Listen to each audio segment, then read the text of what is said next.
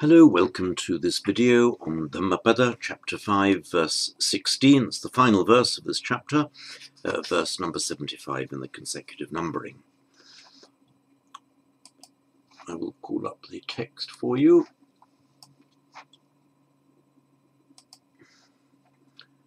There we are.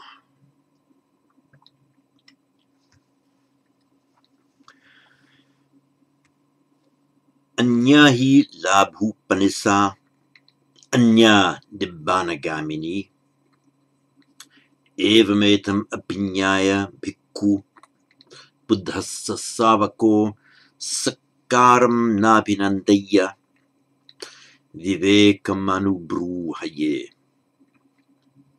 And again, anyahi labhupanisa anya nibbanagamini evametam apinyaya bhikkhu buddhassa savako sakkaram nabhinandaya vivekam anubruhaye. You see here repeated anya, feminine, anyo, anya, other, anya, anya, other, other. This is just the idiomatic way of saying in Pali, that's one thing. The way to gain is one thing. The way to Nibbana is a completely different thing. Just like saying A and B are two different things. In Pali you say anya is A, anya is B. So labh upanisa. Upanisa, you'll see the note that I have done below on it. It could be from the Sanskrit Upanishad or Upanishraya. Upanishad, we have the Upanishads, the scriptures. Upanishad, shad to sit, nishad to sit down. Upanishad to go up to somebody and sit down. So the Upanishad, the go up to and sit down, suggests the students, the pupils who go up to and sit at the feet of the master. That's the Upanishad, which becomes in Pali Upanisa. Or it could also be from Upanishraya, something that you rely on. Shri, to lean, Nishraya, to lean on, something that Upanishraya, something you go up to and rely on. And they could have slightly the same meaning in a means to doing something or a way of doing something. In the Pali Text Society's dictionary, you can look it up for yourselves there. It says it's uncertain. It could be from Sanskrit Upanishad or Upanishraya. Margaret Cohn cites only Upanishad as the Sanskrit etymon, as the etymological equivalent. I don't know whether she must have considered Upanishraya, but anyway, it doesn't get a mention under Upanisa in that entry in Margaret Cohn's dictionary. So it basically means the means, or the way, that the cause of bringing something about. So labha, gain. Sorry, oops, what am I doing? Labha, gain. It's from our well-known root lab.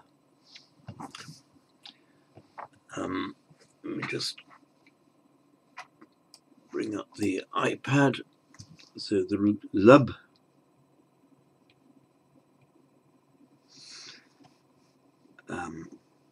Lab, it's a class 1 regular verb, labhati. And like very numerous roots with a short a followed by a single consonant, lab, it makes its verbal noun labha. So labha, gaining, gain, and then as a noun it will often mean gain in the sense of worldly gain, profit. It is incidentally cognate with the Latin lab, labor, laborare, labour, because you have to labor to gain something. That's the idea. So in Sanskrit, the lab is the actual gaining, but in Latin, lab is the work you have to do in order to gain something. But it's the same root of obtaining or working to obtain something. So anyahi, the he, just the modal particle, slightly emphatic. That's one thing, and then the Nibbanagamini Upanishad is quite another. Anyahi. So other is the means to gain. Other is the Nibbana going means. So the way of making worldly gain, your means for making profits, worldly profits, are one thing, but the means for leading towards Nibbana are anya, quite another thing. Anya Nibbanagamini.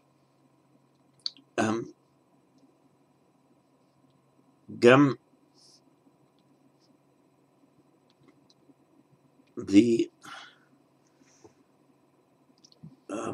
agent noun, agent adjective going can be made with an in at the end, as in our favorite yoga, yogin, yogi, yogin. So, but you lengthen the ag. So gamin means leading towards. You talk about the Nibbana Gamini Patipada, the Nibbana Gamini, feminine Gamini Patipada, that way, that practice that leads to Nibbana. And here this is the Nibbana Gamini. This sentence ends, or this part sentence ends with Gamini. What it means is the Gamini Upanishad. They just haven't bothered to repeat it. If it were written out in full, it would be Anyahi Lab Upanishad, Anya Nibbana Gamini Upanishad. But because the Upanishad is already there, it doesn't need to be repeated. There is one means for getting gain, another for going to Nibbana, meaning another means for. So you missed out the second Upanishad in Pali just as you can equally correctly and idiomatically in English. So Gamini, the feminine, going towards, Nibbana Gamini, going towards Nibbana, leading to Nibbana, feminine because Upanishad is actually a feminine word, just as Upanishad is actually a feminine word in Sanskrit. So Anyahi Labh Upanishad, one thing, and literally another is the way to gain. Anya Nibbana Gamini Upanishad, another is the Upanishad, the means of going to Nibbana. Evametam abhinyaya bhikkhu buddhassa savako sakaram navinandaya vivekam anubruhaye. So, evam, thus, in that way, so the evam here refers back to the proposition that the way to worldly gain and the way to Nibbana are two entirely separate things, anya. Evam, that, thus, meaning that particular proposition, evam etam, thus this having understood, thus having understood this proposition, apinyaya, thus having understood this, or how does it put here? Norman puts it, thus having learned this, fine. Bhikkhu buddhassa savako, and so on. So apinyaya,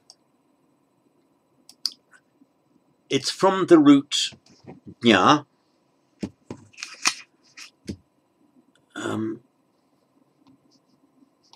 We know, means to know. Abhi means over. Abhijna, to know over, to go over it with your knowledge. In other words, you've understood it, you've got it or learnt it, you now know it properly. Abhinya. And as usual now, the absolutive normally, or without in Sanskrit, if the root has no prefix in front of it, it ends in twa. If it does have a prefix, plus root, plus ya. That rule applies in Sanskrit. You put ya instead of twa if the root has a prefix. So, for example, in Sanskrit, nya, to know, having known is simply jnatva, formed regularly. But in Sanskrit, abhi, jna, you can't have abhijnatva, that's wrong, because there's the prefix there, so it has to be abhijnaya. And that is from that we get the, sorry, silly me, I forgot to show you my iPad again. Oops, where are we? Have I completely forgotten to show you my iPad throughout this entire session? I do apologize. Okay, just go over it quickly. As we have lablabati, labha,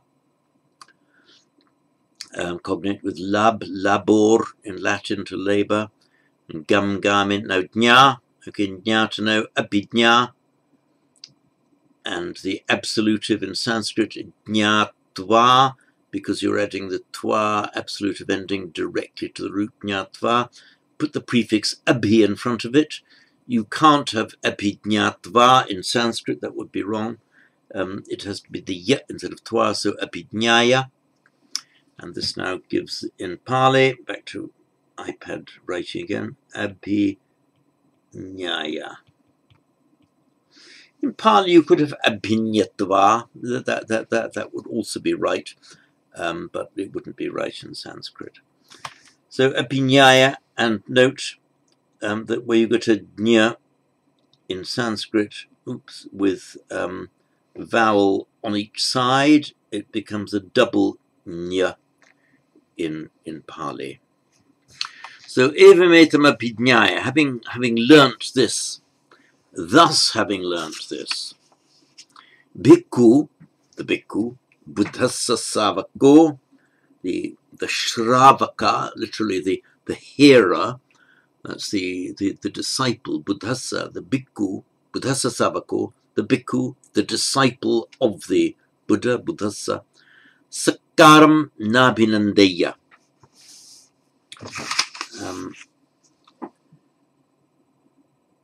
The root nand means joy, be joyful. And we get ananda.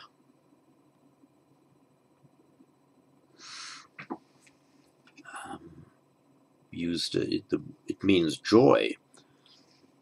And it's often used in India from the most ancient times as a given name, because the parents would name the child Ananda, joy, because of the joy that the child has brought them. If you have the prefix abhi, abhinand, abhinandati, plus the accusative, so abhinandati would mean to rejoice in, to seek joy in something.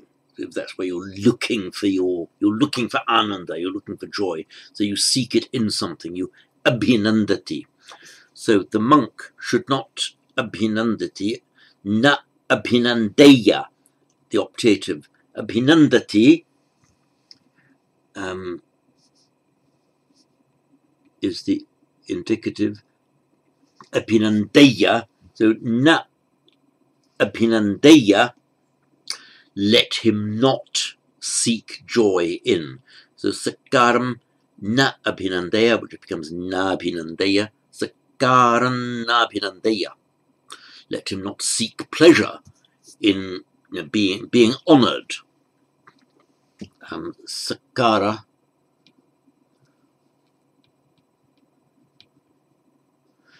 from the root kri, kara, that doing. So sat meaning good or correct. Satkara just means treating people the right way, paying due respect and honor to them. So the idea is that we should all give due satkara in Sanskrit, sakara in Pali, will give due sakara to other people as normal courtesy and respect.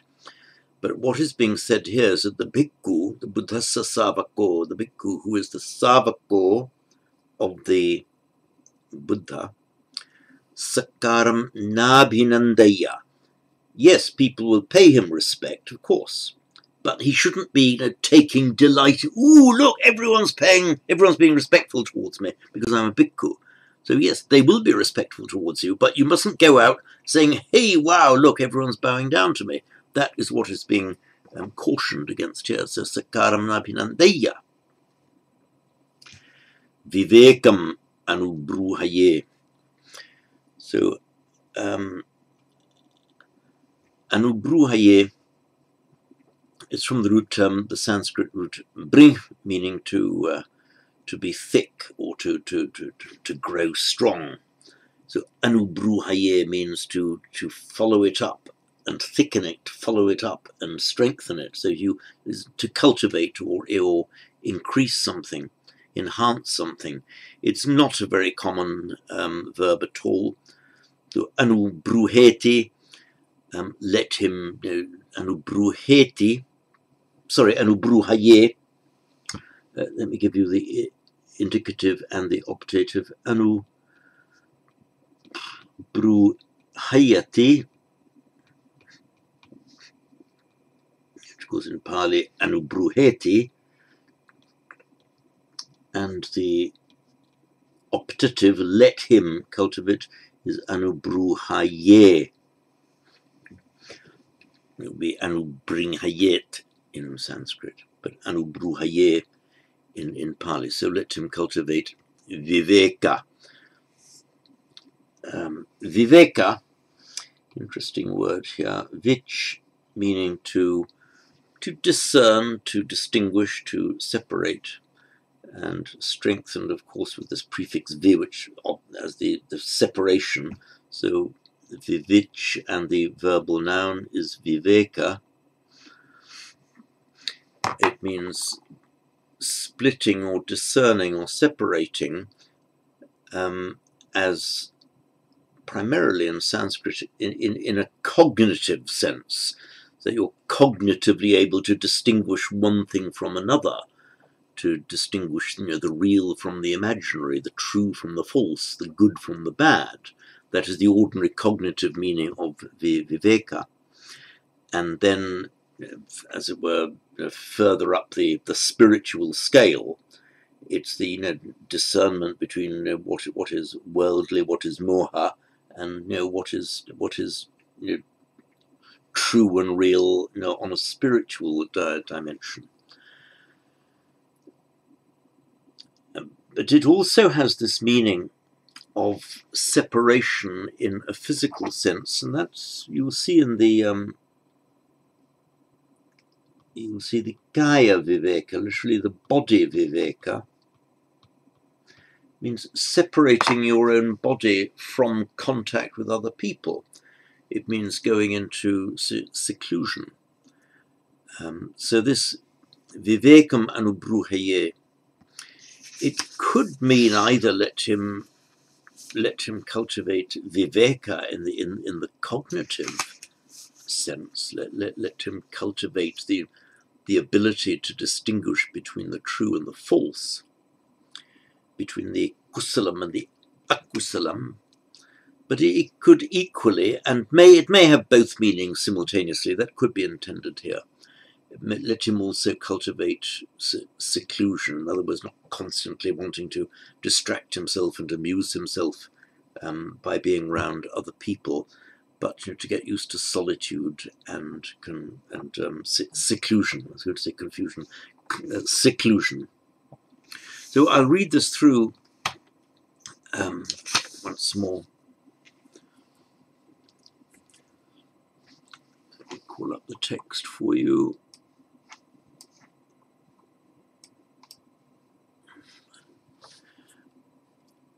Anya hi labhupanisa anya nibbanagamini evametamabhinyaya bhikkhu buddhassa savako sakkaram nabhinandaya vivekamanubruhaye. And once more. Anya hi labhupanisa anya nibbanagamini evametamabhinyaya bhikkhu buddhassa savako sakkaram nabhinandaya vivekam anubruhaye.